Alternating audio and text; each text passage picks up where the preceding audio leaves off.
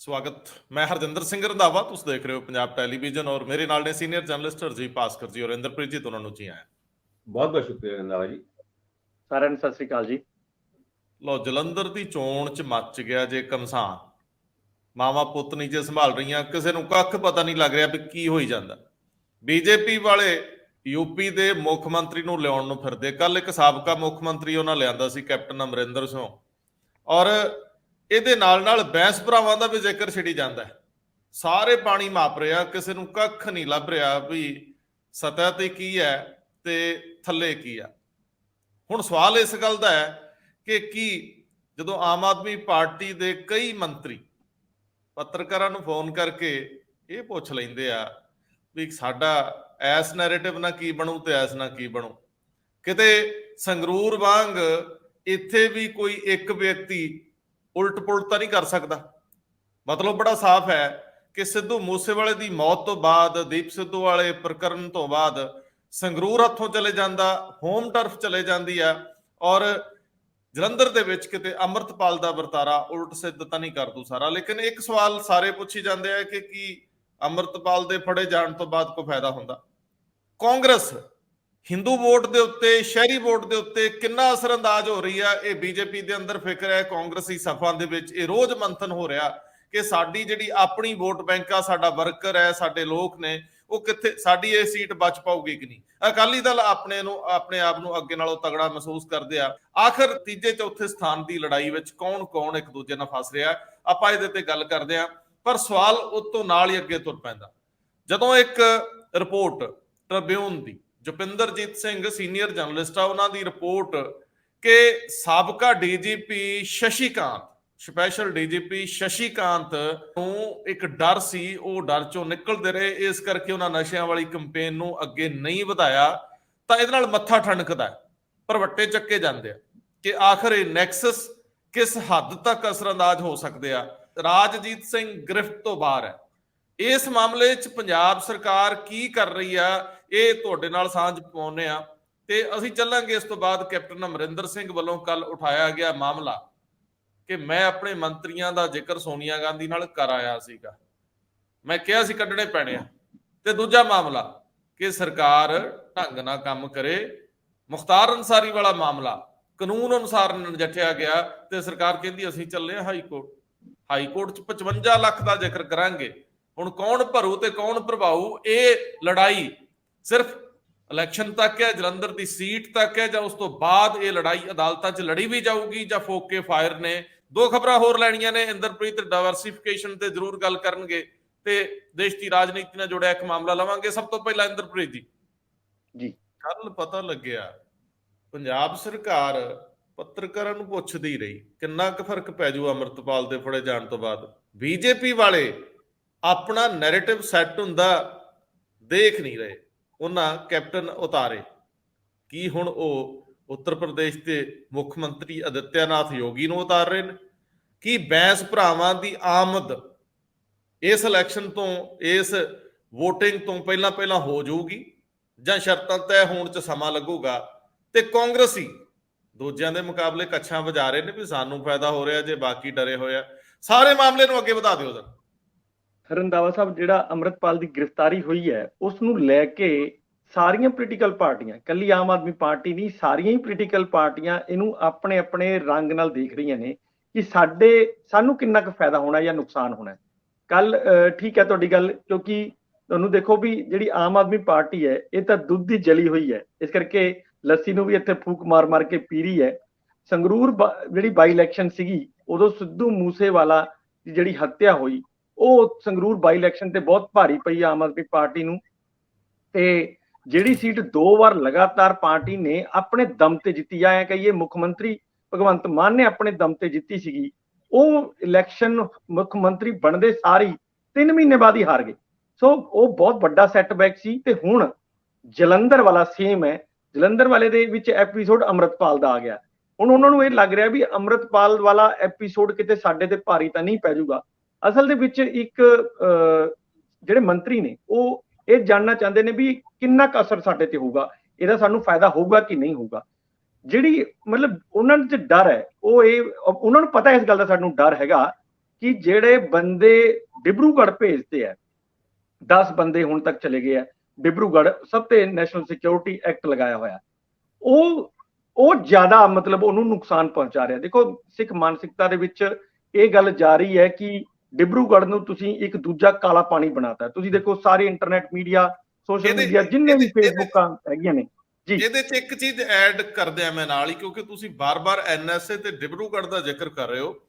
ਅੱਜ ਜਦੋਂ ਇਹ ਪ੍ਰੋਗਰਾਮ ਚੱਲ ਰਿਹਾ ਹੋਊਗਾ ਉਸੇ ਵੇਲੇ 1 ਵਜੇ advisory board state of Punjab the NSA ਨਾਲ ਸੰਬੰਧਿਤ ਐਡਵਾਈਜ਼ਰੀ ਬੋਰਡ ਬੈਠੇਗਾ, ਜਿਹਦੇ ਵਿੱਚ 8 ਵਿਅਕਤੀਆਂ ਦਾ ਕੇਸ ਸੁਣਵਾਈ ਲਈ ਆ ਰਿਹਾ, ਜਿਹਦੇ ਵਿੱਚ ਪੰਜਾਬ ਪੁਲਿਸ ਵੱਲੋਂ ਇਹ ਆਪਣੇ ਪੱਖ ਪੇਸ਼ ਕੀਤਾ ਜਾਣਾ, ਦਸਤਾਵੇਜ਼ ਮੁਹੱਈਆ ਕਰਾਏ ਜਾਣੇ ਆ ਕਿ ਇਹ ਵੀ ਉਸੇ ਕਵਾਇਦ ਦਾ ਹਿੱਸਾ ਹੈ ਜਿਸ ਕਵਾਇਦ ਤਹਿਤ ਕਿ ਜਿਨ੍ਹਾਂ ਲੋਕਾਂ ਦੇ ਖਿਲਾਫ ਐਵੀਡੈਂਸ ਨਹੀਂ ਉਹਨਾਂ ਨੂੰ ਰਿਲੀਜ਼ ਕੀਤਾ ਜਾਵੇ ਜਾਂ ਕਰਵਾਇਆ ਜਾਵੇ ਚੋਣ ਹੋਣ ਤੋਂ ਪਹਿਲਾਂ। ਵੈਸੇ ਤੁਸੀਂ ਇੱਕ ਬੜੀ ਸੋਹਣੀ ਗੱਲ ਕੀਤੀ ਸੀ ਵੀ ਆਮ ਆਦਮੀ ਪਾਰਟੀ ਵਾਲੇ ਲੱਸੀ ਨੂੰ ਫੂਕਾਂ ਮਾਰ ਰਹੇ, ਹੁਣ ਲੱਸੀ ਨੂੰ ਠੰਡਿਆ ਕਰਨ ਦੇ ਨਜ਼ਰੀਏ ਤੋਂ ਫੂਕਾਂ ਮਾਰ ਰਹੇ ਜਾਂ ਉੱਪਰੋਂ ਮਲਾਈ ਹਟਾਉਣ ਲਈ ਫੂਕਾਂ ਮਾਰ ਰਹੇ, ਕਿਉਂਕਿ ਇਹਨਾਂ ਨੂੰ ਮਲਾਈ ਵੀ ਨਹੀਂ ਨਾ ਖਾਣ ਦੀ ਆਗਿਆ, ਮਲਾਈ ਵੀ ਹਟਾਉਣੀ ਪੈਂਦੀ ਹੈ ਜੀ।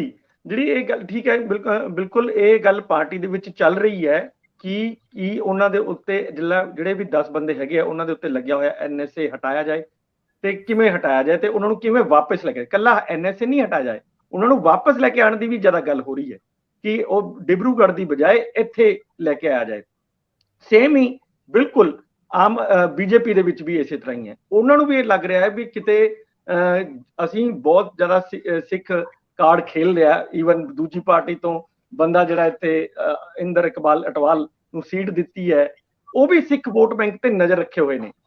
ਉਹਨਾਂ ਨੂੰ ਇਹ ਲੱਗ ਰਿਹਾ ਕਿ ਕਿਤੇ ਯਾਰ ਉਹ ਸਾਡੇ ਨਾਲ ਨਾਰਾਜ਼ ਤਾਂ ਨਹੀਂ ਹੋ ਜਾਏਗਾ। ਉਹ ਵੀ ਇਹੀ ਗੱਲ ਕਰ ਰਿਹਾ ਹੈ ਵੀ ਕਿਸ ਤਰ੍ਹਾਂ ਅਸੀਂ ਇਹ ਮੈਸੇਜ ਪਾਰਟੀ ਦਾ ਜਿਹੜਾ ਹੈਗਾ ਉਹ ਹੋਮ ਮਿਨਿਸਟਰੀ ਤੱਕ ਪਹੁੰਚਾਈਏ ਕਿ ਜੀ ਉਹ ਡਿਬਰੂਗੜ੍ਹ ਤੋਂ ਵਾਪਸ ਭੇਜੇ ਜਾਣ, ਤਾਂ ਕਿ ਇਸ ਜਿਹੜੀ ਸਿੱਖ ਮਾਨਸਿਕਤਾ ਦੇ ਵਿੱਚ ਸਾਡੇ ਪ੍ਰਤੀ ਇੱਕ ਨਫ਼ਰਤ ਜੀ ਜਾ ਰਹੀ ਹੈ ਉਹਨੂੰ ਠੱਲ ਪਾਈ ਜਾ ਸਕੇ ਕਿਸੇ ਢੰਗ ਨਾਲ। ਸੇਮ ਹੀ ਕਾਂਗਰਸ ਹੈ, ਕਿਉਂਕਿ ਇਸ ਇਸ਼ੂ ਦੇ ਉੱਤੇ ਕਾਂਗਰਸ ਦਾ ਵੀ ਕੋਈ ਅਧਿਕਾਰਿਕ ਬਿਆਨ ਨਹੀਂ ਆਇਆ ਹੈਗਾ ਕਿ ਉਹ ਅੰਮ੍ਰਿਤਪਾਲ ਦਾ ਜਿਹੜਾ ਫੜਿਆ ਜਾਣਾ ਹੈ ਉਹਨੂੰ ਪਾਰਟੀ ਕਿਸ ਤਰ੍ਹਾਂ ਰਹੀ ਹੈ। ਸਿਰਫ ਇੱਕ ਮੈਂਬਰ ਪਾਰਲੀਮੈਂਟ ਜਿਹੜੇ ਰਵਨੀਤ ਬਿੱਟੂ ਨੇ ਉਹ ਬੋਲਿਆ, ਔਰ ਬਹੁਤ ਖੁੱਲ ਕੇ ਬੋਲਿਆ ਕਿ ਜਦੋਂ ਉਹਦੀ ਆਪਣੀ ਪਤਨੀ ਨੂੰ ਪਕੜਨ ਦਾ ਮਾਮਲਾ ਆ ਗਿਆ ਤਾਂ ਉਹ ਬਿੱਲ ਚੋਂ ਬਾਹਰ ਆ ਗਿਆ, ਅਦਰਵਾਈਜ਼ ਉਹ ਚੂਹੇ ਬਿੱਲੀ ਦਾ ਖੇਲ ਪੁਲਿਸ ਨਾਲ ਖੇਲੀ ਜਾ ਰਹੇ ਸੀਗੇ। ਸੋ ਇਹ ਸਾਰੇ ਜਿਹੜੀ ਚੀਜ਼ ਹੈਗੀ ਹੈ ਇਹਦੇ ਵਿੱਚ ਮੈਨੂੰ ਇਹ ਲੱਗ ਰਿਹਾ ਹੈ ਕਿ ਸਾਰੀਆਂ ਪੋਲੀਟੀਕਲ ਪਾਰਟੀਆਂ ਜਿਹੜੀਆਂ ਨੇ ਅੰਮ੍ਰਿਤਪਾਲ ਦੀ ਗ੍ਰਿਫਤਾਰੀ ਨੂੰ ਲੈ ਕੇ ਪੰਜਾਬ ਦਾ ਕੀ ਹੋਊਗਾ ਇਸ ਤੇ ਨਹੀਂ ਕੋਈ ਉਹ ਹੈਗੀ, ਸਾਨੂੰ ਕਿੰਨਾ ਅਸਰ ਕਰੂਗਾ ਪੋਲੀਟੀਕਲੀ ਇਸ ਤੇ ਜ਼ਿਆਦਾ ਮਤਲਬ ਇਹ ਉਹਨਾਂ ਦੇ ਜ਼ਿਹਨ 'ਚ ਜ਼ਿਆਦਾ ਹੈ ਕਿ ਸਾਡੇ ਤੇ ਕਿੰਨਾ ਕੁ ਅਸਰ ਹੋਣ ਜਾ ਰਿਹਾ ਹੈ। ਇਸੇ ਤਰ੍ਹਾਂ ਹੀ ਕੱਲ ਜਿਵੇਂ ਤੁਸੀਂ ਗੱਲ ਕਰ ਰਹੇ ਸੀ BJP ਵਾਲੀ, BJP 'ਚ ਦੇਖੋ ਕਾਫੀ ਚਿੰਤਾ ਹੈਗੀ ਹੈ, ਕਾਫੀ ਮੁਸ਼ੱਕਤ ਕਰਨ ਦੇ ਬਾਵਜੂਦ, ਈਵਨ ਦੂਜੀ ਪਾਰਟੀ ਤੋਂ ਜਿਹੜਾ ਉਹ ਲੈ ਕੇ ਆਏ ਨੇ ਇੰਦਰ ਇਕਬਾਲ ਨੂੰ, ਉਹ ਵੀ ਉਹਦੇ ਬਾਵਜੂਦ ਵੀ ਪਾਰਟੀ ਕਾਡਰ ਨੂੰ ਇਹ ਲੱਗ ਰਿਹਾ ਕਿ ਸਾਡੀ ਮੁਹਿੰਮ ਉੱਠ ਨਹੀਂ ਰਹੀ ਹੈ ਤੱਕ। ਇਸੇ ਕਰਕੇ ਕੱਲ ਪਹਿਲਾਂ ਇੱਕ ਖਬਰ ਵੀ ਛਪੀ ਸੀ ਅਖਬਾਰਾਂ ਦੇ ਵਿੱਚ, ਇੰਡੀਅਨ ਐਕਸਪ੍ਰੈਸ ਸੀ ਸ਼ਾਇਦ, ਕਿ ਇੰਨੇ ਵੱਡੇ ਵੱਡੇ ਲੀਡਰ ਮਤਲਬ ਪਾਰਟੀ ਲੈ ਆਈ ਹੈ, ਸੁਨੀਲ ਜਾਖੜ, ਅਮਰਿੰਦਰ ਸਿੰਘ, ਮਨਪ੍ਰੀਤ ਬਾਦਲ, ਹੋਰ ਕਿੰਨੇ ਮੰਤਰੀ ਨੇ, ਪਰ ਇਲੈਕਸ਼ਨ ਦੇ ਵਿੱਚ ਕਿਸੇ ਨੂੰ ਕੰਪੇਨ ਦੇ ਉੱਤੇ ਨਹੀਂ ਉਤਾਰਿਆ ਜਾ ਰਿਹਾ। ਇਹ 3-4 ਦਿਨ ਸ਼ਾਇਦ ਪਹਿਲਾਂ ਦੀ ਗੱਲ ਹੈ ਜਦੋਂ ਇਹ ਖਬਰ ਛਪੀ ਸੀ। ਤਾਂ ਹੁਣ ਅਚਾਨਕ ਹੀ ਕੱਲ ਕੈਪਟਨ ਅਮਰਿੰਦਰ ਸਿੰਘ ਨੂੰ ਲਿਆਤਾ ਗਿਆ, ਉਹਨਾਂ ਨੇ ਉਹ ਕੈਂਪੇਨ ਤਾਂ ਸਿਰਫ ਇੱਕ ਪ੍ਰੈਸ ਕਾਨਫਰੰਸ ਕਰਕੇ ਹੀ ਨਿਪਟਾਤੀ, ਪਰ ਜਿਹੜਾ ਕੱਲ ਕਰਨਾ ਸੀਗਾ ਜਿਸ ਤੇ ਅਟੈਕ ਹੋ ਰਿਹਾ ਮਤਲਬ ਕੈਪਟਨ ਅਮਰਿੰਦਰ ਸਿੰਘ ਤੇ ਮੁਖਤਾਰ ਅੰਸਾਰੀ ਵਾਲੀ ਉਹਨੂੰ ਲੈ ਕੇ, ਉਹ ਕੱਲ ਕੈਪਟਨ ਸਾਹਿਬ ਉਸ ਤੋਂ ਵੀ ਬਚਦੇ ਨਜ਼ਰ ਆਏ, ਕੋਈ ਸਪਸ਼ਟ ਜੀ ਗੱਲ ਨਹੀਂ ਕਰ ਪਾਏ। ਸੋ ਹੁਣ ਪਾਰਟੀ ਭਾਜਪਾ ਇਹ ਸੋਚ ਰਹੀ ਹੈ ਕਿ ਕੀ ਪ੍ਰਧਾਨ ਮੰਤਰੀ ਨਰਿੰਦਰ ਮੋਦੀ ਜਾਂ ਅਮਿਤ ਸ਼ਾਹ ਹੋਰਾਂ ਨੂੰ ਇੱਥੇ ਬੁਲਾਇਆ ਜਾ ਸਕਦਾ ਹੈ। ਮੈਂ ਕੱਲ ਇਹਦੇ ਬਾਰੇ ਪਤਾ ਕੀਤਾ ਸੀ ਪਾਰਟੀ ਦੇ ਵਿੱਚ ਵੀ ਵੀ ਸਾਡੇ ਕੋਲ ਬਹੁਤ ਫੋਨ ਆ ਰਹੇ ਨੇ ਵੀ ਅਸੀਂ ਪ੍ਰਧਾਨ ਮੰਤਰੀ ਸਾਹਿਬ ਨੂੰ ਬੁਲਾਉਣਾ ਚਾਹੁੰਦੇ ਹਾਂ ਇੱਥੇ, ਕਿਉਂਕਿ ਕੱਲ ਤੁਸੀਂ ਦੇਖਿਆ ਹੋਣਾ ਅਮਰਿੰਦਰ ਸਿੰਘ ਨੇ ਵੀ ਇਹੀ ਗੱਲ ਕੀਤੀ ਹੈ ਵੀ ਜਿਹੜਾ ਇਹ ਇਲੈਕਸ਼ਨ ਹੈ ਇਹ ਪ੍ਰਧਾਨ ਮੰਤਰੀ ਦੀ ਕਾਰਗੁਜ਼ਾਰੀ ਨੂੰ ਤੈਅ ਕਰੇਗਾ ਕਿ ਕੀ ਪੰਜਾਬ ਦੇ ਲੋਕ ਜਾਂ ਜਲੰਧਰ ਦੇ ਲੋਕ ਪ੍ਰਧਾਨ ਮੰਤਰੀ ਦੇ ਕੰਮਾਂ ਕਾਰਾਂ ਤੋਂ ਖੁਸ਼ ਨੇ ਕਿ ਨਹੀਂ ਖੁਸ਼। ਇਹ ਬਹੁਤ ਵੱਡੀ ਸਟੇਟਮੈਂਟ ਉਹਨਾਂ ਨੇ ਹਾਲਾਂਕਿ ਦਿੱਤੀ ਹੈ, ਖਾਸ ਤੌਰ ਤੇ ਉਦੋਂ ਜਦੋਂ ਪਾਰਟੀ ਬੜੀ ਮੁਸ਼ੱਕਤ ਕਰ ਰਹੀ ਹੈ ਉੱਥੇ। ਤਾਂ ਉਦੋਂ ਫਿਰ ਇਹ ਗੱਲ ਜਦੋਂ ਉਹਨਾਂ ਨੇ ਮੈਂ ਪੁੱਛੀ ਭਾਜਪਾ ਨੇਤਾਵਾਂ ਤੋਂ, ਤਾਂ ਉਹਨਾਂ ਨੇ ਕਿਹਾ ਕਿ ਸਾਡੀ ਪਾਰਟੀ ਦੇ ਵਿੱਚ ਇੱਕ ਇਨ ਪ੍ਰਿੰਸੀਪਲ ਇਹ ਤੈਅ ਹੈ ਕਿ ਕਿਸੇ ਵੀ ਬਾਈ ਇਲੈਕਸ਼ਨ ਦੇ ਵਿੱਚ ਪ੍ਰਧਾਨ ਮੰਤਰੀ, ਹੋਮ ਮਿਨਿਸਟਰ ਜਾਂ ਪਾਰਟੀ ਦਾ ਨੈਸ਼ਨਲ ਪ੍ਰੈਜ਼ੀਡੈਂਟ ਇਹ ਨਹੀਂ ਜਾਂਦੇ। ਇਸ ਕਰਕੇ ਅਸੀਂ ਯੋਗੀ ਆਦਿੱਤਿਆਨਾਥ ਨੂੰ ਸੋਚ ਰਹੇ ਹਾਂ ਕਿ ਉਹਨਾਂ ਨੂੰ ਇੱਥੇ ਲੈ ਕੇ ਆ ਜਾਏ। ਹੁਣ ਇਹਦੇ ਵਿੱਚ ਰੰਧਾਵਾ ਸਾਹਿਬ ਇੱਕ ਬੜਾ ਇੰਟਰਸਟਿੰਗ ਫੈਕਟ ਹੈ ਆਦਿੱਤਿਆਨਾਥ ਯੋਗੀ ਨੂੰ ਕਿਉਂ। ਦੇਖੋ, ਜਿਸ ਤਰ੍ਹਾਂ ਪੰਜਾਬ ਦੇ ਵਿੱਚ ਗੈਂਗਸਟਰ ਕਲਚਰ ਵੱਧ ਗਿਆ, ਇਸੇ ਤਰ੍ਹਾਂ ਹੀ ਯੂਪੀ ਤਾਂ ਖੈਰ ਸ਼ੁਰੂ ਤੋਂ ਹੀ ਮੰਨਿਆ ਹੋਇਆ ਹੀ ਹੈ ਗੈਂਗਸਟਰ ਕਲਚਰ ਲਈ, ਤੇ ਉਹ ਸਾਰਿਆਂ ਦੇ ਵਿੱਚ ਯੋਗੀ ਆਦਿੱਤਿਆਨਾਥ ਨੇ ਕਿ ਮਤਲਬ ਕਰਤਾ ਕਿ ਉਹਨੇ ਬਹੁਤ ਕੰਟਰੋਲ ਕੀਤਾ ਹੈ ਇਹ ਸਾਰੀ ਉਹਨੂੰ। ਤੇ ਜਦੋਂ ਪਿਛਲੇ ਦਿਨੀ ਸਿੱਧੂ ਮੂਸੇਵਾਲਾ ਦੇ ਫਾਦਰ ਬਲਕੌਰ ਸਿੰਘ ਨੇ ਇਹ ਗੱਲ ਕੀਤੀ ਸੀਗੀ, ਤੁਹਾਨੂੰ ਯਾਦ ਹੋਊਗਾ, ਉਹਨੇ ਯੋਗੀ ਆਦਿੱਤਿਆਨਾਥ ਦੀ ਉਦਾਹਰਣ ਦਿੱਤੀ ਸੀ ਕਿ ਜਿਸ ਤਰ੍ਹਾਂ ਉਹਨੇ ਯੂਪੀ ਦੇ ਵਿੱਚ ਕੰਟਰੋਲ ਕੀਤਾ ਹੈ, ਸਾਰੇ ਇਹ ਕਾਬੂ ਕੀਤੇ ਨੇ, ਤਾਂ ਹੀ ਲੋਕ ਉਹਨਾਂ ਨੂੰ ਵੋਟ ਪਾ ਰਹੇ ਨੇ। ਇਸੇ ਤਰ੍ਹਾਂ ਦਾ ਹੀ ਕੋਈ ਚੀਜ਼ ਪੰਜਾਬ ਦੇ ਵਿੱਚ ਇਸ ਸਰਕਾਰ ਨੂੰ ਵੀ ਕਰਨੀ ਚਾਹੀਦੀ ਸੀ।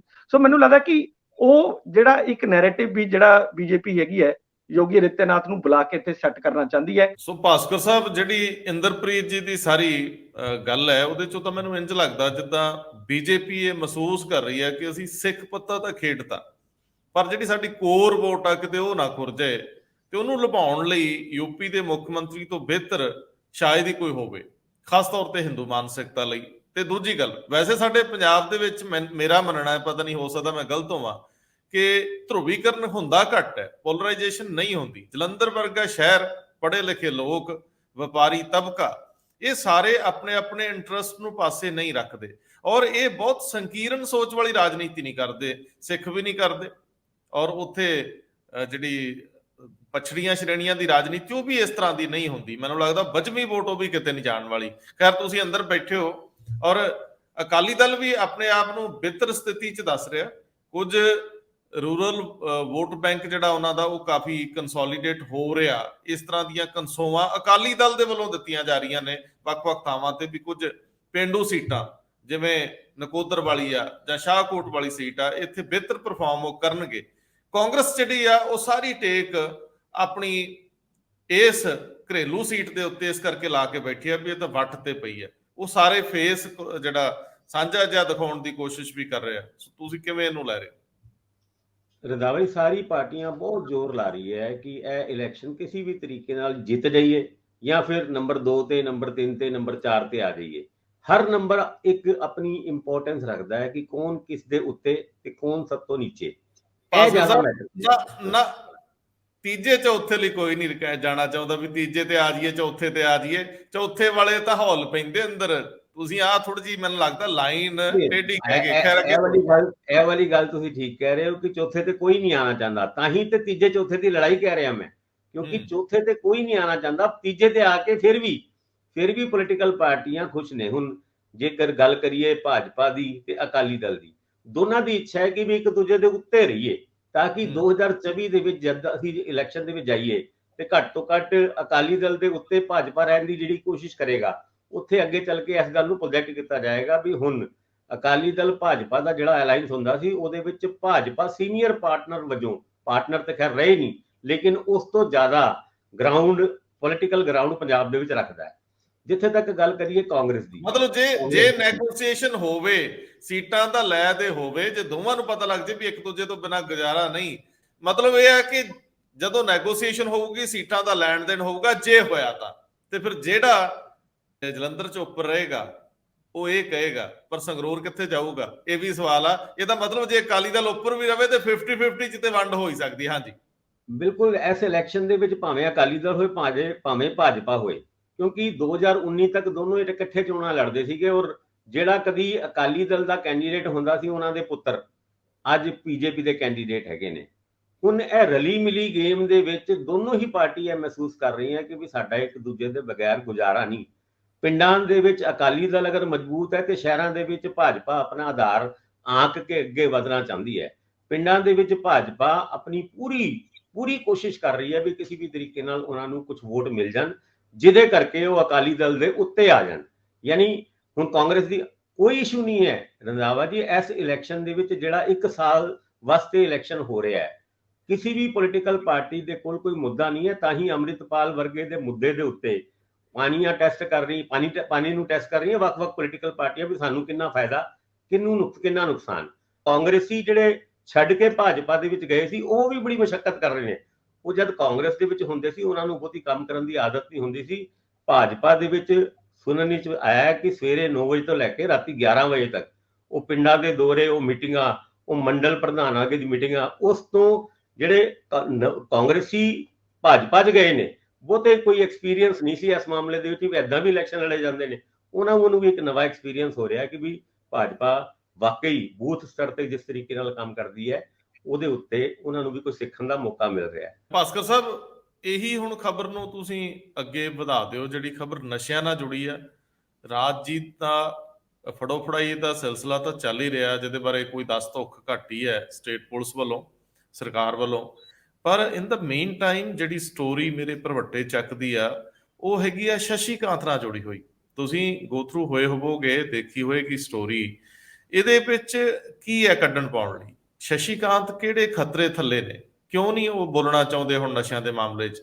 ਪਹਿਲੀ ਵਾਰੀ ਉਹੀ ਇੱਕ ਐਪਲੀਕੇਸ਼ਨ ਲੈ ਕੇ ਗਏ ਸੀ ਜਿਹਨੂੰ ਬਾਅਦ ਦੇ ਵਿੱਚ ਅਦਾਲਤ ਨੇ ਸੂ ਮੋਟੋ ਦੇ ਰੂਪ ਦੇ ਵਿੱਚ ਸਵੀਕਾਰ ਕਰ ਲਿਆ ਸੀਗਾ, ਔਰ ਉਹਦੇ ਉੱਤੇ ਹੀ ਇਹ ਡਰੱਗਸ ਦੀਆਂ ਰਿਪੋਰਟਸ, ਜਿਹੜੇ ਬੰਦ ਲਿਫਾਫੇ ਤੇ ਹੁਣ ਖੁੱਲਣ ਵਰਗੀਆਂ ਚੀਜ਼ਾਂ ਅੱਗੇ ਵੱਧ ਰਹੀਆਂ ਨੇ।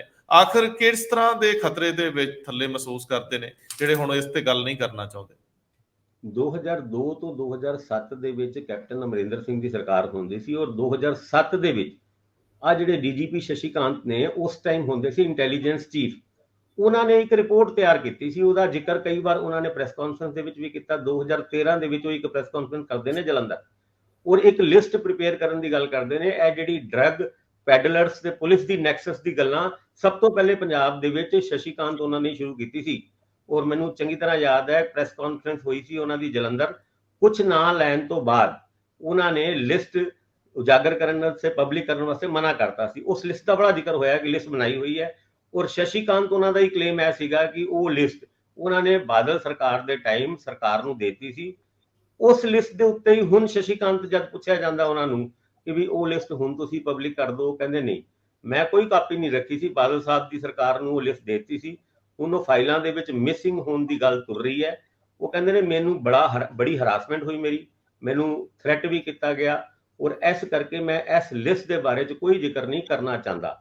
ਪਰ ਇਹ ਜਿਹੜੀ ਰਾਜਜੀਤ ਦੀ ਡਿਸਮਿਸਲ ਹੋਈ ਹੈ, ਇੰਦਰਜੀਤ ਦੀ ਅਰੈਸਟ ਹੋਈ ਹੈ, ਇਹਨਾਂ ਸਾਰੀ ਗੱਲਾਂ ਦੇ ਪਿੱਛੇ ਕਥਿਤ ਤੌਰ ਤੇ ਉਹ ਰਿਪੋਰਟ ਜਿਹੜੀ ਡੀਜੀਪੀ ਉਹਨਾਂ ਨੇ, ਜਿਹੜੇ ਡੀਜੀਪੀ ਸ਼ਸ਼ੀ ਕਾਂਤ ਉਹਨਾਂ ਨੇ ਕਥਿਤ ਤੌਰ ਤੇ ਪੇਸ਼ ਕੀਤੀ ਸੀ, ਕਿਉਂਕਿ ਹੁਣ ਉਹਨਾਂ ਨੇ ਪੇਸ਼ ਵੀ ਕੀਤੀ ਸੀ, ਉਹ ਰਿਪੋਰਟ ਸਬਮਿਟ ਵੀ ਕੀਤੀ ਸੀ। ਇਹਦੇ ਉੱਤੇ ਵੀ ਇੱਕ ਕੁਐਸਚਨ ਮਾਰਕ ਲੱਗ ਗਿਆ, ਕਿਉਂਕਿ ਸਰਕਾਰਾਂ ਇਹ ਕਹਿ ਰਹੀ ਹੈ ਇਦਾਂ ਦੀ ਲਿਸਟ ਕਿਸੇ ਵੀ ਫਾਈਲ ਦੇ ਵਿੱਚ ਨਹੀਂ ਹੈ। ਗੱਲ ਕੋਰਟਾਂ ਤੱਕ ਵੀ ਪਹੁੰਚੀ, ਔਰ ਕੋਰਟ ਦੇ ਵਿੱਚ ਵੀ ਸ਼ਸ਼ੀ ਕਾਂਤ ਉਹਨਾਂ ਨੇ ਆਫੀਸ਼ੀਅਲ ਸੀਕ੍ਰੇਟ ਐਕਟ ਦਾ ਹਵਾਲਾ ਦਿੰਦੇ ਹੋਏ ਕਿਹਾ ਕਿ ਮੈਂ ਜਨਤਕ ਉਸ ਲਿਸਟ ਨੂੰ ਇਸ ਕਰਕੇ ਨਹੀਂ ਕਰ ਸਕਦਾ ਕਿਉਂਕਿ ਮੈਂ ਬਾਉਂਡ ਹੂੰ ਆਪਣੇ ਸੀਨੀਅਰਸ ਤੋਂ ਇਲਾਵਾ, ਸਰਕਾਰ ਤੋਂ ਇਲਾਵਾ ਇਸ ਲਿਸਟ ਨੂੰ ਕਿਸੇ ਨੂੰ ਨਹੀਂ ਦੇ ਸਕਦਾ। ਐਦਾਂ ਦੀ ਹੀ ਲਿਸਟ ਦਾ ਜ਼ਿਕਰ ਕੱਲ ਕੈਪਟਨ ਅਮਰਿੰਦਰ ਸਿੰਘ ਉਹਨਾਂ ਦੀ ਪ੍ਰੈਸ ਕਾਨਫਰੰਸ ਦੇ ਵਿੱਚ ਹੋਇਆ ਸੀ, ਕਿਉਂਕਿ ਉਹ ਕਹਿੰਦੇ ਸੀ ਵੀ 40 ਕੁ ਐਮਐਲਏ ਜਾਂ ਮੰਤਰੀਆਂ ਦੀ ਲਿਸਟ ਉਹ ਸੋਨੀਆ ਗਾਂਧੀ ਨੂੰ ਦੇ ਕੇ ਆਏ ਸੀ।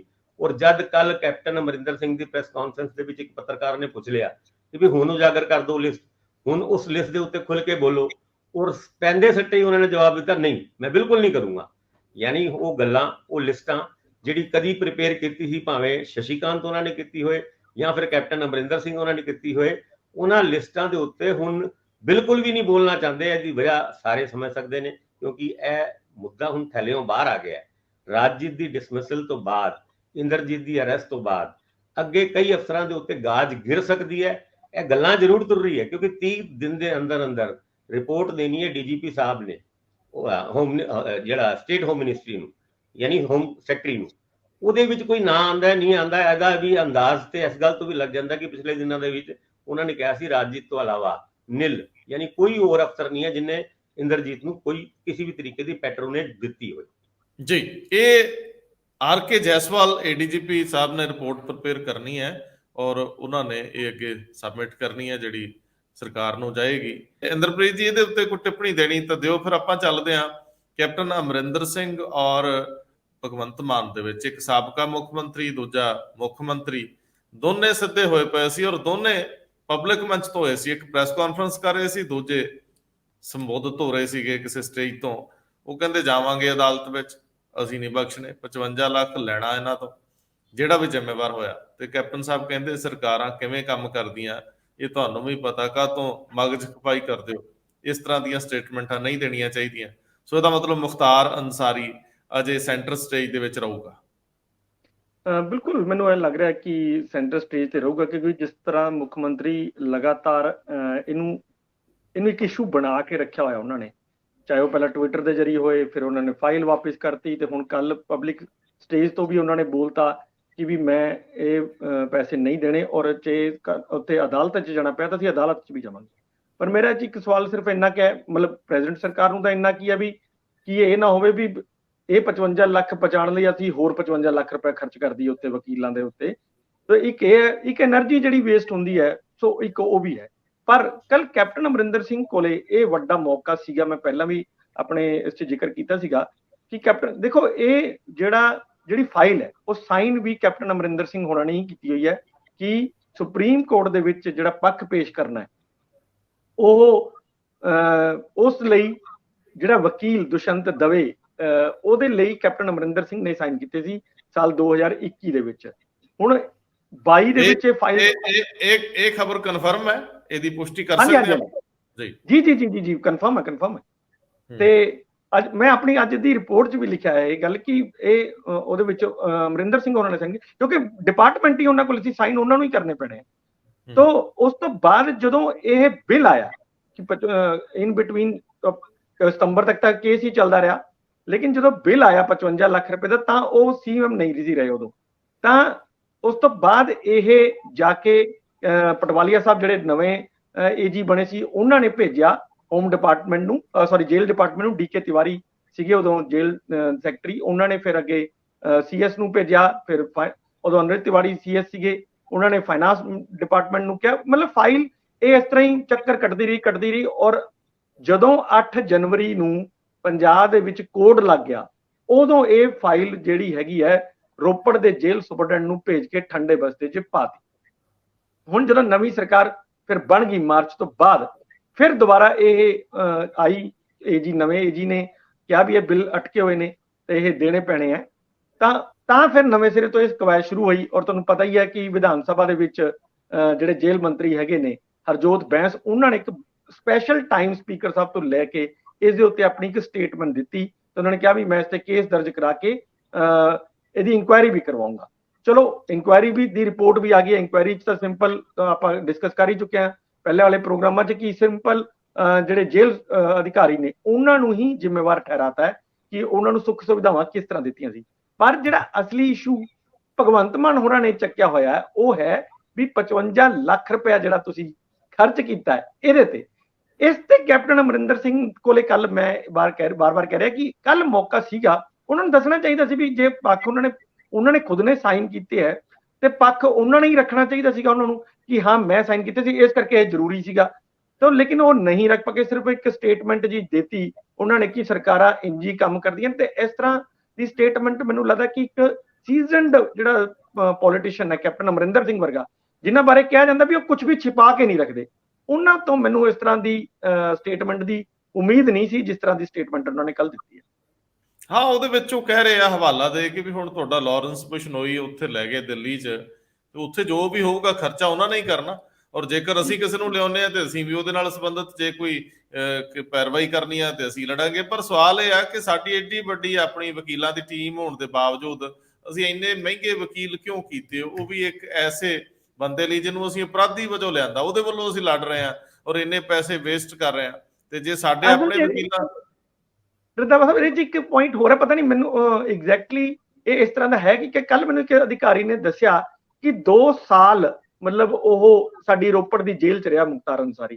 ਕਹਿੰਦੇ ਵੀ ਕਿਵੇਂ ਇਹ ਹੋ ਸਕਦਾ ਹੈ ਵੀ ਇੱਕ ਬੰਦਾ 2 ਸਾਲ ਰਹੇ ਕਿਸੇ ਕੇਸ ਦੇ ਵਿੱਚ ਤੇ ਉਹ ਜ਼ਮਾਨਤ ਲਈ ਅਪੀਲ ਹੀ ਨਾ ਕਰੇ। ਇਹ ਕਹਿੰਦੇ ਅੱਜ ਤੱਕ ਨਹੀਂ ਹੋਇਆ, ਕਦੇ ਮੈਨੂੰ ਤਾਂ ਕਦੇ ਨਹੀਂ ਦਿਖਿਆ ਇਸ ਤਰ੍ਹਾਂ ਦਾ ਵੀ ਬੰਦਾ ਜੇਲ੍ਹ 'ਚ ਹੈਗਾ ਤੇ ਔਰ ਕੇਸ ਦੇ ਵਿੱਚ ਹੈਗਾ ਇੱਕ ਜਿਹੜਾ ਰੰਗਦਾਰੀ ਜਿਹੜੇ ਮੰਗਣ ਦੇ ਕੇਸ 'ਚ, ਤੇ ਉਹ ਅਪੀਲ ਜ਼ਮਾਨਤ ਹੀ ਨਹੀਂ ਲੈ ਰਿਹਾ ਉਸ 'ਚ। ਤੇ ਇਸ ਤੋਂ ਲੱਗਦਾ ਹੈ ਵੀ ਇਹ ਕੇਸ ਹੀ ਫਰਜ਼ੀ ਸੀਗਾ, ਜਾਣਬੁੱਝ ਕੇ ਉਹਨਾਂ ਨੂੰ ਇੱਥੇ ਰੱਖਣ ਦੀ ਇੱਕ ਜਿਹੜੀ ਕਵਾਇਦ ਕੀਤੀ ਗਈ ਹੈ ਪਿਛਲੀ ਗਵਰਨਮੈਂਟ ਵੱਲੋਂ, ਉਸ ਤੇ ਮੈਨੂੰ ਲੱਗਦਾ ਕਿ ਸਪਸ਼ਟ ਤਾਂ ਕੈਪਟਨ ਅਮਰਿੰਦਰ ਸਿੰਘ ਨੂੰ ਹੀ ਕਰਨਾ ਪਊਗਾ। ਫਿਰ ਉਹ ਸਵਾਲ ਤਾਂ ਉੱਠ ਜਾਂਦੇ ਨਾ ਵੀ ਫਿਰ ਤੁਸੀਂ ਜਾਂਚ ਵਿੱਚ ਮੁੱਢਲੇ ਰੂਪ ਦੇ ਵਿੱਚ ਇਹੀ ਚੀਜ਼ਾਂ ਤਾਂ ਲਿਆਉਣੀਆਂ ਸੀ।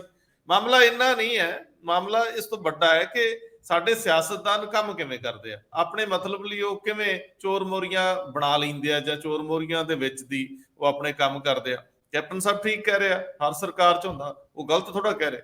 ਮਤਲਬ ਜਿਹਦੇ ਹੱਥ 'ਚ ਸੱਤਾ ਹੈ, ਸੱਤਾ ਨੂੰ ਆਪਣੇ ਢੰਗ ਨਾਲ ਉਹਨੇ ਕਿਵੇਂ ਯੂਜ਼ ਕਰਨਾ ਹੈ, ਇਹ ਸਾਡੇ ਸਿਆਸਤਦਾਨਾਂ ਤੇ ਦੋਸ਼ ਲੱਗਦੇ ਰਹੇ। ਔਰ ਬਿਊਰੋਕਰੇਟਸ ਦੇ ਉੱਤੇ ਇਹ ਇਲਜ਼ਾਮ ਆਉਂਦੇ ਆ ਵੀ ਇਹ ਉਹਨਾਂ ਨੂੰ ਰਾਹ ਰਸਤੇ ਦੱਸ ਦਿੰਦੇ ਆ। ਕਿ ਭਾਸਕਰ ਸਾਹਿਬ ਟਿੱਪਣੀ? ਅੰਸਾਰੀ ਦਾ ਮਾਮਲਾ ਬਿਲਕੁਲ ਸਾਫ਼ ਹੈ। 48 ਵਾਰ ਇਹ ਕੋਸ਼ਿਸ਼ਾਂ ਕੀਤੀ ਗਈ ਯੂਪੀ ਸਰਕਾਰ ਨੇ ਕਿ ਅੰਸਾਰੀ ਨੂੰ ਅਸੀਂ ਵਾਪਸ ਲੈ ਕੇ ਆਈਏ। ਅੰਸਾਰੀ ਦਾ ਹੱਥ ਇੱਕ ਪਾਸੇ ਪੰਜਾਬ ਸਰਕਾਰ ਨੇ ਫੜਿਆ ਹੋਇਆ ਸੀ, ਆਪਣੀ ਤਰਫ ਖਿੱਚਦੇ ਸੀਗੇ, ਔਰ ਯੂਪੀ ਪੁਲਿਸ ਬਾਰ-ਬਾਰ ਉਹਨੂੰ ਲਿਜਾਣ ਦੀ ਗੱਲ ਕਰਦੀ ਸੀਗੀ। ਫਾਈਨਲ ਸੁਪਰੀਮ ਕੋਰਟ ਦੇ ਵਿੱਚ ਫੈਸਲਾ ਹੋਇਆ, 55 ਲੱਖ ਦਾ ਬਿੱਲ ਪੈਂਡਿੰਗ ਹੈਗਾ। ਔਰ ਅੰਸਾਰੀ ਦੇ ਉੱਤੇ ਕੇਸ ਵੀ ਕਿੱਦਾਂ ਹੋਇਆ ਸੀਗਾ। ਪਿਛਲੇ ਦਿਨਾਂ ਦੇ ਵਿੱਚ ਵਿਕਰਮ ਮਜੀਠੀਆ ਉਹਨਾਂ ਜਲੰਧਰ ਪ੍ਰੈਸ ਕਾਨਫਰੰਸ ਕਰ ਰਹੇ ਸੀ, ਕੰਪਲੇਂਟ ਦੇ ਵਿੱਚ ਕਿਹਾ ਕਿ ਇੱਕ ਅੰਸਾਰੀ ਨੇ ਇੱਕ ਬਿਲਡਰ ਨੂੰ ਇਹ ਫੋਨ ਕੀਤਾ, ਇੱਕ ਅੰਸਾਰੀ ਯਾਨੀ ਕਿਸੇ ਅੰਸਾਰੀ ਨੇ ਫੋਨ ਕਰਕੇ ਕਿਹਾ ਤੇ ਫੜ ਲਿਆ ਮੁਖਤਾਰ ਅੰਸਾਰੀ। ਔਰ ਉਸ ਤੋਂ ਬਾਅਦ ਹਜੇ ਤੱਕ ਉਸ ਕੇਸ ਦੇ ਵਿੱਚ, ਜਿਸ ਕੇਸ ਦੇ ਵਿੱਚ ਅੰਸਾਰੀ ਨੂੰ 2 ਸਾਲ ਦੇ ਵਿੱਚ ਵਾਸਤੇ ਅੰਦਰ ਰੱਖਿਆ ਗਿਆ, 55 ਲੱਖ ਦਾ ਬਿੱਲ ਇਸ ਤੋਂ ਪਹਿਲੇ ਹੋ ਸਕਦਾ ਕੁਝ ਪੇਮੈਂਟ ਹੋ ਵੀ ਚੁੱਕੀ ਹੋਏ, ਉਹ ਕਹਿੰਦੇ ਨੇ ਉਸ ਕੇਸ ਦੇ ਵਿੱਚ ਹਜੇ ਤੱਕ ਚਲਾਨ ਵੀ ਪੇਸ਼ ਨਹੀਂ ਹੋਇਆ। ਯਾਨੀ ਜਿਸ ਕੇਸ ਦੇ ਵਿੱਚ 2 ਸਾਲ ਤੱਕ ਅੰਸਾਰੀ ਨੂੰ ਬੰਦ ਰੱਖਿਆ, 55 ਲੱਖ ਦਾ ਬਿੱਲ ਖੜਾ ਹੈ, ਔਰ ਭਗਵੰਤ ਮਾਨ ਉਹਨਾਂ ਦਾ ਇਹ ਗੱਲ ਕਹਿਣਾ ਹੈ ਕਿ ਅਸੀਂ ਇਹ ਬਿੱਲ ਨਹੀਂ ਦੇਵਾਂਗੇ, ਜਿੰਨੇ ਫਾਈਲ ਤੇ ਸਾਈਨ ਕੀਤੇ ਸੀ ਉਹਦੇ ਤੋਂ ਲਵਾਂਗੇ, ਔਰ ਜਿਨ੍ਹਾਂ ਨੇ ਫਾਈਲ ਤੇ ਸਾਈਨ ਕੀਤੇ ਸੀ ਉਹ ਕਹਿੰਦੇ ਨੇ ਇਹਨਾਂ ਨੂੰ ਪਤਾ ਹੀ ਨਹੀਂ ਸਰਕਾਰਾਂ ਕਿੱਦਾਂ ਕੰਮ ਕਰਦੀਆਂ, ਇਸ ਕਰਕੇ ਭਗਵੰਤ ਮਾਨ ਜੀ ਤੁਹਾਨੂੰ ਹਜੇ 9 ਮਹੀਨੇ ਹੋਏ ਨੇ, ਮੈਂ 9.5 ਸਾਲ ਸਰਕਾਰ ਚਲਾਈ ਹੈ, ਮੈਨੂੰ ਪਤਾ ਹੈ ਕਿੱਦਾਂ ਸਰਕਾਰ ਚਲਾਉਂਦੇ ਨੇ, ਤੇ ਬਹੁਤਾ ਬੋਲੋ ਨਾ, ਪਹਿਲੇ ਸਿਸਟਮ ਨੂੰ ਸਮਝ ਲਓ, ਫਿਰ ਆਪਾਂ ਗੱਲ ਕਰਾਂਗੇ। ਹੁਣ ਇੰਨੀ ਕੁ ਗੱਲ ਨਾਲ ਗੱਲ ਸਰ ਨਹੀਂ ਜਾਂਦੀ। ਹੁਣ ਜਿਸ ਤਰ੍ਹਾਂ ਅਸੀਂ ਪਹਿਲੇ ਵੀ ਡਿਸਕਸ ਕਰ ਚੁੱਕੇ ਹਾਂ ਕਿ ਜਲੰਧਰ ਦੇ ਇਲੈਕਸ਼ਨ ਦੇ ਵਿੱਚ ਪੋਲੀਟੀਕਲ ਪਾਰਟੀਆਂ ਦੇ ਕੋਲ ਕੋਈ ਮੁੱਦੇ ਨਹੀਂ ਹੈ। ਅੰਸਾਰੀ ਦੇ ਮੁੱਦੇ ਨੂੰ ਵੀ ਇੱਕ ਮੁੱਦਾ ਬਣਾਉਣ ਦੀ ਕੋਸ਼ਿਸ਼ ਕੀਤੀ ਜਾ ਰਹੀ ਹੈ।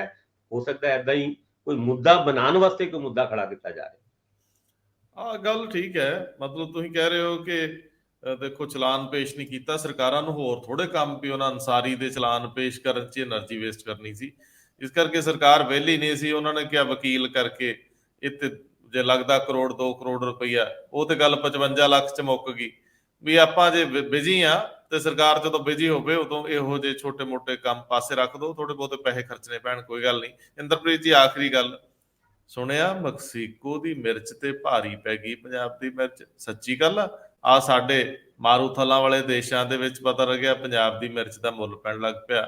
ਪੰਜਾਬ ਆਪ ਮੁਹਾਰੇ ਹੀ ਡਿਵਰਸਿਫਿਕੇਸ਼ਨ ਵੱਲ ਚਲੇ ਗਿਆ, ਸਰਕਾਰਾਂ ਤੱਕ ਤੇ ਹੋਣੀ ਨਹੀਂ ਕੱਤੀ ਇਸ ਮਾਮਲੇ 'ਚ। ਮੈਨੂੰ ਲੱਗਦਾ ਕਿ ਦੇਖੋ ਸਾਡੇ ਕੋਲ, ਮੈਂ ਪਹਿਲਾਂ ਵੀ ਇਹ ਕਹਿ ਚੁੱਕਿਆ ਕਿ ਸਾਡੇ ਕੋਲੇ ਬਹੁਤ ਸਾਰੇ ਇਦਾਂ ਦੇ ਫਸਲਾਂ ਹੈਗੀਆਂ ਨੇ ਜਿਸ ਤੇ ਅਸੀਂ, ਜੇ ਸਰਕਾਰ ਦੀ ਕੋਈ ਕੰਪਨੀ ਵਿੱਚ ਬੈਠ ਕੇ ਕੰਮ ਕਰੇ ਤਾਂ ਇਹ ਨਹੀਂ ਹੈ ਕਿ ਅਸੀਂ ਡਾਈਵਰਸੀਫਾਈ ਨਹੀਂ ਕਰ ਸਕਦੇ ਚੀਜ਼ਾਂ ਨੂੰ।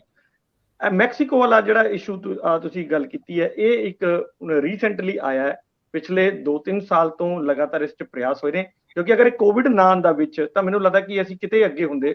ਕੋਵਿਡ ਨੇ ਥੋੜੀ ਜਿਹੀ ਮਾਰ ਜ਼ਰੂਰ ਸਾਨੂੰ 2 ਸਾਲ ਮਾਰ ਕੇ ਰੱਖੀ ਹੈ, ਸਾਨੂੰ ਉਹਨਾਂ ਨਹੀਂ ਮਿਲਿਆ। ਪਰ ਅੱਜ ਦੀ ਡੇਟ ਦੇ ਵਿੱਚ ਰੰਧਾਵਾ ਸਾਹਿਬ ਦੇਖੋ, ਇਹ ਜਿੰਨੇ ਵੀ ਸਾਡੇ ਇਹ ਸਾਊਥ ਮਿਡਲ ਈਸਟ ਦੇ ਕੰਟਰੀ ਨੇ, ਚਾਹੇ ਉਹ ਸਾਊਦੀ ਅਰਬ ਹੋਵੇ, UAE ਹੋਵੇ, ਚਾਹੇ ਇਹ ਸਾਡਾ ਦੁਬਈ ਹੋਵੇ, ਓਮਾਨ ਹੋਵੇ, ਇਹਨਾਂ ਸਾਰਿਆਂ ਦੇ ਵਿੱਚ ਇਸ ਟਾਈਮ ਸਾਡੀ ਜਿਹੜੀ ਮਿਰਚ ਹੈ ਉਹਦਾ ਪੇਸਟ ਬਣ ਕੇ ਜਿਹੜਾ ਜਾਂਦਾ ਹੈ, ਉਹਦੀ ਬਹੁਤ ਡਿਮਾਂਡ ਹੈ। ਪਹਿਲਾਂ ਇੱਥੇ ਇਹ ਸਾਰਾ ਕਾਰੋਬਾਰ ਜਿਹੜਾ ਸੀਗਾ ਮੈਕਸੀਕੋ ਦੇ ਰਾਹੀਂ ਅਮਰੀਕਨ ਕੰਪਨੀਆਂ ਦਾ ਸੀ, ਜੋ ਪੰਜਾਬ ਐਗਰੋ ਨੇ, ਬੜੀ ਅੱਛੀ ਪੰਜਾਬ ਲਈ ਗੱਲ ਇਹ ਹੈ ਕਿ ਪੰਜਾਬ ਦੇ ਕਿਸੇ ਸਰਕਾਰੀ ਅਦਾਰੇ ਨੇ ਉੱਤੇ ਸਾਰਾ ਕਬਜ਼ਾ ਉਹਨਾਂ ਦਾ ਤੋੜਤਾ ਹੈ। ਤੇ ਅੱਜ ਦੀ ਡੇਟ 'ਚ ਜਿੰਨਾ ਉਹਨਾਂ ਨੂੰ ਮਾਲ ਚਾਹੀਦਾ ਹੈ ਅਸੀਂ ਪੂਰਾ ਨਹੀਂ ਕਰ ਪਾ ਰਹੇ, ਕਿਉਂਕਿ ਅਸੀਂ ਸਿਰਫ 40-43 ਹਜ਼ਾਰ ਏਕੜ ਦੇ ਵਿੱਚ ਹੀ ਮਿਰਚ ਉਗਾ ਰਹੇ ਹਾਂ, ਜਦਕਿ ਜਿੰਨਾ ਉੱਥੇ ਚਾਹੀਦੀ ਹੈ ਉਹ ਸਾਨੂੰ ਘੱਟੋ ਘੱਟ 1 ਲੱਖ ਏਕੜ ਦੇ ਵਿੱਚ ਸਾਡੀ ਮਿਰਚ ਉੱਗੇ ਤਾਂ ਜਾ ਕੇ ਸਾਡੇ ਆਰਡਰਸ ਪੂਰੇ ਹੁੰਦੇ ਆ। ਹੁਣ ਉਹ ਆਰਡਰਸ ਪੂਰੇ ਕਰਨ ਲਈ ਮੈਨੂੰ ਲੱਗਦਾ ਕਿ ਜਾਂ ਤਾਂ ਰਾਜਸਥਾਨ ਤੋਂ ਮਿਰਚ ਆਏਗੀ ਜਾਂ ਕਿਤੇ ਹੋਰ ਇਹ ਮੱਧ ਪ੍ਰਦੇਸ਼ ਤੋਂ ਲੈ ਕੇ ਆਣਗੇ। ਪਰ ਅੱਛਾ ਹੁੰਦਾ ਕਿ ਜੇ ਸਾਡੇ ਹੀ ਫਾਰਮਰਸ ਨਾਲ ਇੱਥੇ ਕੰਟਰੈਕਟ ਫਾਰਮਿੰਗ ਕਰਕੇ ਪੰਜਾਬ ਐਗਰੋ ਇਹਨੂੰ ਹੋਰ ਜ਼ਿਆਦਾ ਫੈਲਾਉਂਦਾ, ਐਗਰੀਕਲਚਰ ਡਿਪਾਰਟਮੈਂਟ ਨਾਲ ਗੱਲ ਕਰਦੇ, ਤਾਂ ਮੈਨੂੰ ਲੱਗਦਾ ਕਿ ਇਹ ਇੱਕ ਇਹੋ ਜਿਹਾ ਇਸ਼ੂ ਹੈ ਜਿਸ 'ਚ ਪੰਜਾਬ ਆਪਣੇ ਸਤਰ ਤੇ ਹੀ ਕੰਮ ਕਰ ਰਿਹਾ ਹੈ। ਕੋਈ ਲੋੜ ਨਹੀਂ ਹੈ ਉਹਨਾਂ ਨੂੰ ਗਵਰਨਮੈਂਟ ਆਫ ਇੰਡੀਆ ਦੀ ਮਦਦ ਦੀ, ਆਪਣੇ ਆਪ ਕਰ ਰਿਹਾ। ਇਸ ਤਰ੍ਹਾਂ ਹੀ ਸਾਡੇ ਕੋਲ ਸਰੋਂ ਵੀ ਹੈਗੀ ਹੈ, ਸਾਡੇ ਕੋਲ ਦਾਲਾਂ ਵੀ ਹੈਗੀਆਂ ਨੇ, 3-4 ਚੀਜ਼ਾਂ ਸਾਡੇ ਕੋਲ ਹੈਗੀਆਂ ਨੇ ਜਿਸ ਨਾਲ ਅਸੀਂ ਆਪਣੀ ਡਾਈਵਰਸਿਫਾਈ ਆਰਾਮ ਨਾਲ ਕਰ ਸਕਦੇ ਹਾਂ। ਸਾਨੂੰ ਜ਼ਿਆਦਾ ਕੇਂਦਰ ਤੋਂ ਮਦਦ ਮੰਗਣ ਦੀ ਲੋੜ ਨਹੀਂ। ਹਾਲਾਂਕਿ ਕੇਂਦਰ ਸਰਕਾਰ ਦੇ ਨੀਤੀ ਆਯੋਗ ਨੇ ਕਈ ਵਾਰੀ ਇਹ ਕਿਹਾ ਹੈ ਕਿ ਪਹਿਲ ਤੁਸੀਂ ਕਰੋ, ਜੋ ਤੁਸੀਂ ਪਹਿਲ ਕਰੋਗੇ, ਜਿੰਨਾ ਤੁਸੀਂ ਆਪਣੇ ਕੋਲੋਂ ਖਰਚ ਕਰੋਗੇ, ਉਨਾ ਪੈਸਾ ਗਵਰਨਮੈਂਟ ਆਫ ਇੰਡੀਆ ਦੇਗੀ ਇਹਦੇ ਵਿੱਚ ਤੁਹਾਨੂੰ। ਸੋ ਮੈਨੂੰ ਲੱਗਦਾ ਕਿ ਇਹ ਬੜਾ ਵੱਡਾ ਮੌਕਾ ਹੈ ਤੇ ਮੁੱਖ ਮੰਤਰੀ ਸਾਹਿਬ ਹੁਣ ਐਗਰੀਕਲਚਰ ਪਾਲਿਸੀ ਤਿਆਰ ਕਰਵਾ ਹੀ ਰਹੇ ਆ। 2 ਦਿਨ ਪਹਿਲਾਂ ਚੰਡੀਗੜ੍ਹ ਮੋਹਾਲੀ ਦੇ ਜਿਹੜਾ ਕਾਲਕਟ ਭਵਨ ਹੈ ਉਹਦੇ ਵਿੱਚ ਸਾਰੇ ਡਿਪਾਰਟਮੈਂਟਾਂ ਨਾਲ ਬੜੀਆਂ ਲੰਬੀਆਂ ਮੀਟਿੰਗਾਂ ਕੀਤੀਆਂ ਡਾਕਟਰ ਸੁਖਪਾਲ ਹੋਰਾਂ ਨੇ। ਸੋ ਮੈਨੂੰ ਲੱਗਦਾ ਕਿ ਇਹਦੇ ਵਿੱਚ ਇਹ ਜਿਹੜਾ ਮੌਕਾ ਹੈਗਾ ਇਹ ਗਵਾਉਣਾ ਨਹੀਂ ਚਾਹੀਦਾ, ਇਹਦੇ ਉੱਤੇ ਡਾਈਵਰਸਿਫਾਈ ਕਰ ਲੈਣਾ ਚਾਹੀਦਾ। ਜਿਹੜੀਆਂ ਸੰਸਥਾਵਾਂ ਸਿਰਫ ਤੇ ਸਿਰਫ ਮਹਿਜ ਰਸਮ ਮਾਤਰ ਤੱਕ ਰਹਿੰਦੀਆਂ, ਕਿਸਾਨ ਕਮਿਸ਼ਨ ਤੋਂ ਲੈ ਕੇ ਬਾਕੀ ਹੋਰ ਅਦਾਰੇ, ਪੰਜਾਬ ਐਗਰੋ ਵੀ ਬੜੀ ਲਥਾਰਜਿਕ ਰਹੀ ਪਿੱਛੇ, ਇਹਨਾਂ ਨੂੰ ਐਕਟੀਵੇਟ ਕਰਨ ਦੀ ਲੋੜ ਆ, ਕਿਉਂਕਿ ਸਰਕਾਰਾਂ ਕੋਲ ਤਾਂ ਅਨਸਾਰੀਆਂ, ਅੰਮ੍ਰਿਤਪਾਲਾਂ, ਰਾਜ ਤੋਂ ਅੱਗੇ ਵਧਣ ਦਾ ਸਮਾਂ ਹੀ ਨਹੀਂ ਹੁੰਦਾ। ਆ ਜਿਹੜਾ ਤੁਸੀਂ ਪੁਆਇੰਟ ਕਿਹਾ ਹੈ, ਇਹ ਪੁਆਇੰਟ ਰਹਿ ਹੀ ਗਿਆ ਕਿ ਜਿਹੜੇ ਬੰਦੇ ਨੇ ਇਹ ਸਾਰਾ ਕੰਮ ਕੀਤਾ ਉਹਨੂੰ ਤਾਂ ਫਿਰ ਸਰਕਾਰ ਨੇ ਆ ਪਿਛਲੇ ਟ੍ਰਾਂਸਫਰ ਆਰਡਰ 'ਚ ਬਦਲ ਹੀ ਦਿੱਤਾ ਹੈ। ਤਾਂ ਮੈਨੂੰ ਲੱਗਦਾ ਵੀ ਕਈ ਵਾਰੀ ਇਸ ਤਰ੍ਹਾਂ ਦੇ ਫੈਸਲੇ ਜਦੋਂ ਲਏ ਜਾਂਦੇ ਨੇ ਨਾ, ਤਾਂ ਜਿਹੜਾ ਕੰਮ ਚੱਲ ਰਿਹਾ ਹੁੰਦਾ ਉਹਦੇ ਵਿੱਚ ਬਹੁਤ ਵੱਡੀ ਹਰਡਲ ਹੈ। ਨਾ ਦੱਸੋ ਮਹਾਂਪੁਰਸ਼ ਦਾ ਨਾਂ ਤੇ ਦੱਸੋ। ਮਨਜੀਤ ਬਰਾੜ ਹੋਰਾਂ ਨੇ ਕੀਤਾ ਨਾ ਇਹ ਕੰਮ ਪਿਛਲੇ 4 ਸਾਲਾਂ 'ਚ। ਮਨਜੀਤ ਬਰਾੜ ਹੋਰਾਂ ਨੇ ਇਹ ਰਾਹ ਪਾਇਆ ਸੀਗਾ, ਲੇਕਿਨ ਹੁਣ ਉਹਨਾਂ ਨੂੰ ਪੰਜਾਬ ਜਿਹੜਾ PSIEC ਦੇ ਵਿੱਚ ਲਗਾਤਾ। ਤਾਂ ਮੈਨੂੰ ਲੱਗਦਾ ਕਿ ਕਾਫੀ ਕੰਮ ਜਿਹੜਾ ਕੋਈ ਵੀ ਬੰਦਾ ਜਿਹੜਾ ਕੰਮ ਕਰਦਾ ਨਾ ਰੰਧਾਵਾ ਸਾਹਿਬ, ਐਕਚੁਅਲੀ ਉਹ ਬੜੇ ਇੱਕ ਮਿਸ਼ਨ ਨਾਲ ਕਰਦਾ। ਜਦੋਂ ਤੁਸੀਂ ਉਹਨੂੰ ਬਦਲ ਦਿੰਦੇ ਹੋ ਇਦਾਂ ਸਵਾਦ ਨਹੀਂ ਆਉਂਦਾ। ਦੁਬਾਰਾ ਦੱਸੋ ਕੀ ਪੋਸਟ, ਕੌਣ ਬੰਦਾ ਕੀ ਕਰ ਰਿਹਾ ਸੀਗਾ? ਰੰਧਾਵਾ ਸਾਹਿਬ ਜਿਹੜਾ ਇਹ ਪੰਜਾਬ ਐਗਰੋ ਦੇ ਵਿੱਚ ਜੋ ਇਹ ਮੈਂ ਤੁਹਾਨੂੰ ਦੱਸਿਆ ਵੀ ਆ ਮਿਰਚ ਪੇਸਟ ਬਣਾ ਕੇ ਉੱਥੇ ਮਾਰਕੀਟ ਨੂੰ ਕਬਜ਼ਾ ਕਰਨ ਦਾ ਕੰਮ ਕੀਤਾ ਆਪਾਂ ਨੇ, ਉਹ ਪੰਜਾਬ ਐਗਰੋ ਦੇ ਜਿਹੜੇ MD ਹੈਗੇ ਨੇ ਮਨਜੀਤ ਬਰਾੜ, ਉਹਨਾਂ ਦੀ ਮਿਹਨਤ ਹੈ। ਉਹਨਾਂ ਨੇ ਪਹਿਲਾਂ ਵੇਰਕਾ ਦੇ ਵਿੱਚ ਵੀ ਬਹੁਤ ਅੱਛਾ ਕੰਮ ਕੀਤਾ ਸੀ, ਹੁਣ ਇੱਥੇ ਵੀ ਉਹਨਾਂ ਨੇ ਪਿਛਲੇ 4 ਸਾਲ 'ਚ ਇੱਕ ਅੱਛੀ ਉਹ ਬਣਾਈ। ਲੇਕਿਨ ਤਰਾਸਦੀ ਇਹੀ ਹੈ ਕਿ ਜਦੋਂ ਇਹ ਜਿਹਾ ਵਿਅਕਤੀ ਇੱਕ ਮਿਸ਼ਨ ਨੂੰ ਲੈ ਕੇ ਕੰਮ ਕਰ ਰਿਹਾ ਹੁੰਦਾ ਤਾਂ ਤੁਸੀਂ ਉਹਦੀ ਟ੍ਰਾਂਸਫਰ ਕਰ ਦੋ ਕਿਤੇ ਹੋਰ, ਤਾਂ ਉਹ ਸਾਰਾ ਮੈਨੂੰ ਲੱਗਦਾ ਕਿ ਪ੍ਰੋਗਰਾਮ ਬਹਿ ਜਾਂਦਾ। ਹੁਣ ਉਹਨਾਂ ਨੂੰ ਉੱਥੋਂ ਪੰਜਾਬ ਐਗਰੋ ਦੇ MD ਤੋਂ ਹਟਾ ਕੇ PSIEC 'ਚ ਲਗਾਤਾ ਹੈ। ਸੋ ਮੈਨੂੰ ਲੱਗਦਾ ਵੀ ਜਿਹੜਾ ਇਹ ਕੰਮ ਹੈ ਉਹ ਹੁਣ ਉਸ ਸ਼ਿੱਦਤ ਨਾਲ ਅੱਗੇ ਚੱਲ ਪਾਏਗਾ, ਇਹਦੀ ਮੈਨੂੰ ਥੋੜੀ ਜੀ ਮਤਲਬ ਇਹਦੇ 'ਚ ਸ਼ੰਕਾ ਹੈ। ਵੈਸੇ ਤਾਂ ਸਿਸਟਮ ਬਣਾ ਦੇਣੇ ਚਾਹੀਦੇ, ਸਿਸਟਮ ਵਰਕ ਕਰੇ, ਬੰਦਾ ਅਹਿਮ ਨਾ ਹੋਵੇ। ਪਰ ਜੇ ਫਿਰ ਵੀ ਕੋਈ ਬੰਦਾ ਚੰਗਾ ਕੰਮ ਕਰ ਰਿਹਾ ਤਾਂ ਫਿਰ ਉਹਨੂੰ ਨਾਲ ਕੋਈ ਐਡੀਸ਼ਨਲ ਚਾਰਜ PSIEC ਦਾ ਦੇ ਦਿੰਦੇ, ਉੱਥੇ ਵੀ ਤਾਂ ਪੰਗੇ ਆ। ਕਾਹਤੋਂ ਐਵੇਂ ਬੰਦੇ ਕੋਲੋਂ ਉਹ ਪੁਰਾਣਾ ਲੈਣਾ? ਮਿਹਰਬਾਨੀ, ਧੰਨਵਾਦ ਜੀ।